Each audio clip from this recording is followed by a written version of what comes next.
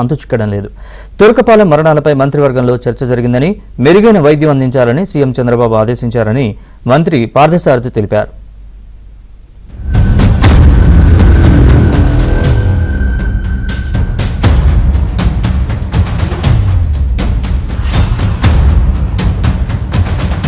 గుంటూరు జిల్లా తురకపాలెంలో మిస్టరీ మరణాల భయం వీడటం లేదు. కొంతకాలంగా అంతుచిక్కని వ్యాధితో చాలా మంది చనిపోవడంతో గ్రామస్తుల్లో ఆందోళన నెలకొంది. 4 నెలల వ్యవధిలో 30 మందికి పైగా మృతి చెందడంతో గ్రామస్తులు భయాందోళనకు గురవుతున్నారు.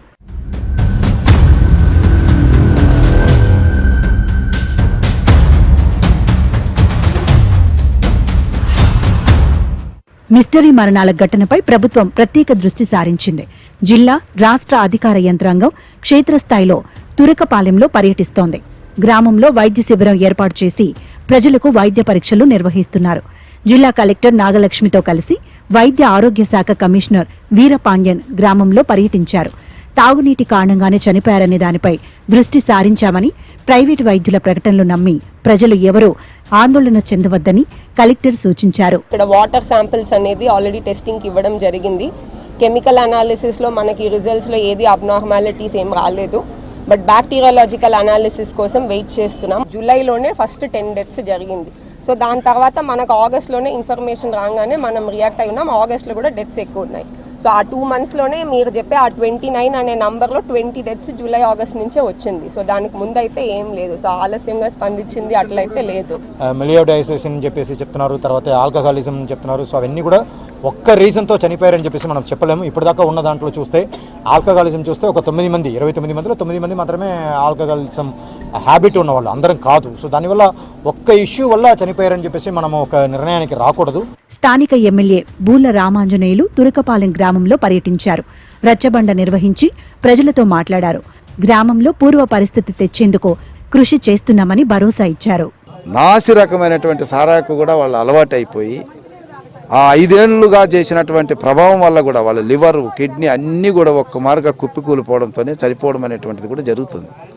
కాబట్టి ఈ పాపంలో ఖచ్చితంగా గత ప్రభుత్వం జగన్మోహన్ రెడ్డి గారి పాలనలో జరిగినటువంటి నాసి రకం కూడా దీనికి ప్రధానమైనటువంటి కారణం. ఇది గ్రామస్తులు చెప్తున్నది, నేను చెప్పడం కాదు. రాష్ట్రం మొత్తం కూడా ఇక్కడ దృష్టి కేంద్రీకరించడం అనేది జరిగింది. బృందాలు వచ్చాయి. తప్పకుండా దీనికి పరిష్కార మార్గం అనేది వెతుకుతాం. గ్రామ పొలిమేర రాయి పక్కకు ఒరిగిపోవటం వల్లే ఇలా మరణాలు సంభవిస్తున్నాయని స్థానికులు చెబుతున్నారు. దీంతో మూఢనమ్మకాలు వద్దని చెప్పిన అధికారులు ప్రజాభిప్రాయాన్ని గౌరవించి పొలిమేర రాయిని సరిచేసే పనులు చేపట్టారు. 14 సంవత్సరాల కిందట ఊర్లో బొడ్రాయి పెట్టేసి ఊరికి 4 దిక్కుల బొడ్రాయిలు పెట్టారని 14 సంవత్సరాల కిందట పెట్టారు. ఆ 14 సంవత్సరాలు పెట్టినప్పుడు ఊరు గౌడ్రాలు 4 రాళ్ళు పడిపోయటం జరిగింది. తర్వాత ఊళ్ళో అంతకు ముందు నుంచే ఊళ్ళో మరణాలు జరుగుతుంటే ఈ రాళ్ళు వల్ల ఏమన్నా జరుగుతున్నాయనుకొని మే 31వ తారీఖు 3 రోజులు 18 మంది పూజారులతో 3 రోజులు హోమాలు యజ్ఞాలు చేసి ఒక యంత్రాన్ని పరిష్కరించి లోపల పెట్టామండి. రాయి కాదండి, కింద భూమిలో యంత్రాన్ని పెట్టామండి.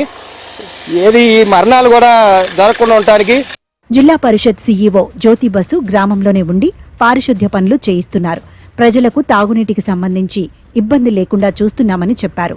అటు తురకపాలెం గ్రామంలో పర్యటించిన సిపిఎం, వైసీపీ నేతలు మృతుల కుటుంబ సభ్యులను పరామర్శించారు.